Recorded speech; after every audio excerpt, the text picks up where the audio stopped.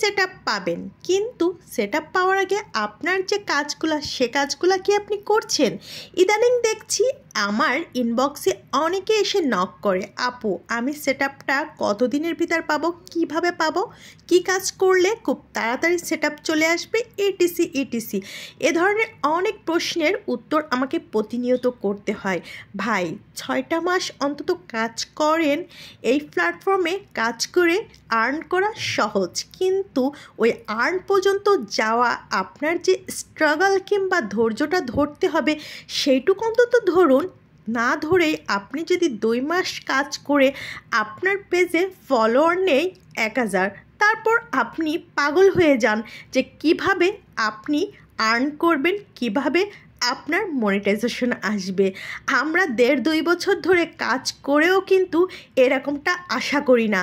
ধৈর্য ধরে কাজ করছি, এমনভাবে কন্টেন্ট তৈরি করি, তারপরেও দেখেন ভিউজ কেমন হয় কিংবা ফলোয়ার কেমন, তারপরে কিন্তু এতটুকু অধৈর্য হচ্ছি না। মাঝে মাঝে অনেক বেশি আপসেট হয়ে পড়ি। উপায় নেই, কাজ যেহেতু করছি করে যেতে হবে। ইনশাআল্লাহ সফলতা একদিন অবশ্যই আসবে।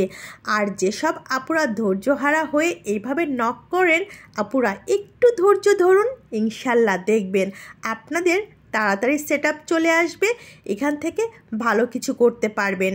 তাই বলছি, যেসব আপুরা এত বেশি আপসেট হয়ে থাকেন তারা কোয়ালিটিপূর্ণ কন্টেন্ট তৈরি করুন, অন্যের ভিডিও বেশি বেশি করে দেখুন, আর ভিডিও রিলেটেড অবশ্যই কমেন্ট করতে হবে। আপনি ভিডিও ক্লিক না করে যদি ভিডিওতে লাইক কমেন্ট করেন, সেটা কিন্তু প্রতিনিয়ত ফেসবুক মনিটাইজ করে। আর এই কাজগুলো করলে কিন্তু কখনো আপনি মনিটাইজেশন পাবেন না। দেখেন কি সুন্দর শীতের সবজি, আর এই সবজিগুলা যখন গাছ থেকে তুলে খাওয়া হয় কি যে মজা, কারণ নিজের হাতে তৈরি করা বাগান, সেখান থেকে সবজি তুলে রান্না করা সবটাই যদি নিজের করা হয় তাহলে এর সত্যি ফিলিংসটা অন্যরকম থাকে। লাউ গাছে লাউ ধরেছে, মিষ্টি কুমড়া গাছে মিষ্টি কুমড়া, দেখেন ছিমগুলোও কি সুন্দর গাছে ঝুলে ঝুলে আছে, আর এদিকে সজনা গাছেও কিন্তু সজনা দেখা যাচ্ছে। মাশাল্লাহ মাশাল্লাহ বলতে ভুল করবে না, কি সুন্দর শীতের সবজি, তাই না? আর এরকম শীতের সবজি ভালো লাগে। যাই হোক, মূল টপিকসে যাওয়া যায়। মনিটাইজেশন পাওয়ার জন্য রিচ আর এঙ্গেজমেন্ট অতি গুরুত্বপূর্ণ।